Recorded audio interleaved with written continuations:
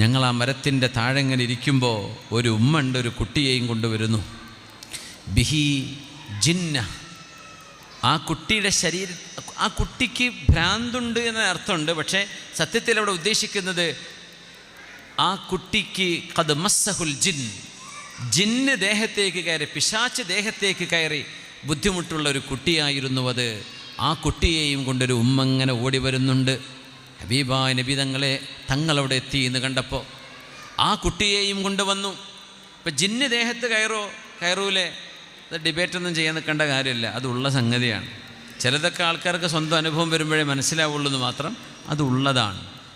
Get possessed by demons അല്ലെങ്കിൽ by ghost എന്നൊക്കെ പറഞ്ഞാൽ ശൈത്താന്മാർ, ജിന്നുകളും ശൈത്താന്മാർക്ക് ഡീമൻസ് എന്ന് പറയും അല്ലേ. ജിന്നുകൾ ദേഹത്ത് കയറുക, പിശാച്ച് ദേഹത്തേക്ക് കയറുക, ഇത് സയൻസ് കൊണ്ട് വ്യാഖ്യാനിക്കാൻ പറ്റൂല. കണ്ണേറും അങ്ങനെയാണ്.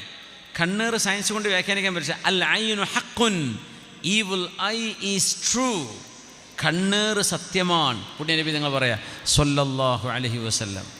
അബ്ദുബ്നു ജഅഫർ റളിയല്ലാഹു അൻഹു പറയുന്ന സ്വഹീഹായ ഹദീസ് എന്ന ഹദീസ് പണ്ഡിതന്മാർ പറയുന്ന ഈ സംഭവം, ജിന്ന് ബാധയുള്ള കുട്ടി, ദേഹത്ത് ജിന്ന് കയറിയിട്ടുണ്ട്. അപ്പോൾ പലതും സംസാരിക്കും.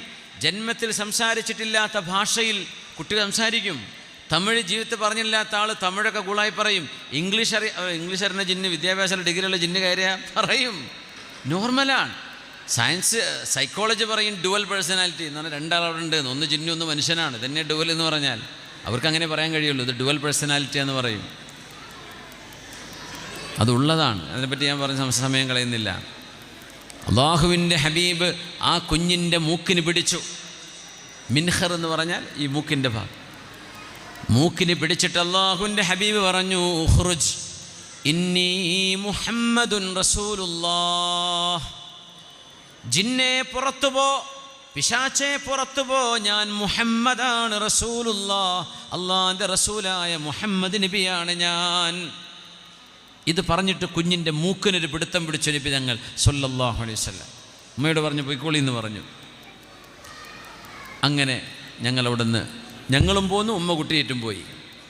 2 ദിവസം കഴിഞ്ഞ് ഞങ്ങൾ ആ വഴിക്ക് ഇങ്ങനെ തിരിച്ചു വരുമ്പോൾ അവിടെ വെള്ളമുണ്ട്. ചെറിയൊരു വെള്ളം കിട്ടുന്ന സ്ഥലമാണ്. ആ വെള്ളം അന്വേഷിച്ച് ഞങ്ങൾ ആ വഴിയിലൂടെ തിരിച്ചു വരുമ്പോൾ അള്ളാഹുവിൻ്റെ ഹബീബിന് തിന്നാൻ വേണ്ടി മധുരവും മാംസവും ഈത്തപ്പഴവുമായി ഉമ്മ ഓടി വന്നു. പുണ്യനബി പറഞ്ഞു, മാംസമൊന്നും വേണ്ട, ഈത്തപ്പഴുണ്ട്, അത് സ്വഹാബികൾ കൂടെ ഉണ്ട്, അവർക്ക് കൊടുത്തുകയെന്ന് പറഞ്ഞു. ഉമ്മയോട് ചോദിച്ചു, എങ്ങനെയുണ്ട് കുട്ടിക്ക് എന്ന് ചോദിച്ചപ്പോൾ ആ ഉമ്മ പറഞ്ഞു, വല്ലദീ ബഅസക ബിൽ ഹഖ്, ആരാണോ അങ്ങയെ ലോകത്തേക്ക് നബിയായി നിയോഗിച്ചത് ആ അല്ലാഹുവിനെ തന്നെയാണ് സത്യം. മാ റഅയ്നാ മിൻഹു രീബൻ ബഅദക, അങ്ങ് ആ മൂക്കിന് പിടിച്ച് ആ ഒരു വാക്ക് പറഞ്ഞതിന് ശേഷം എൻ്റെ കുട്ടിക്ക് ഇതുവരെ ഒരു പ്രശ്നവും ഉണ്ടായില്ല നബിയേ എന്ന് ആ ഉമ്മ ഞങ്ങളോട് പറഞ്ഞു. ഞങ്ങൾ ദിവസങ്ങൾ കഴിഞ്ഞ് തിരിച്ചു വന്നപ്പോൾ സ്വല്ലല്ലാഹു അലാ മുഹമ്മദ് സ്വല്ലല്ലാഹു അലൈഹി വസല്ലം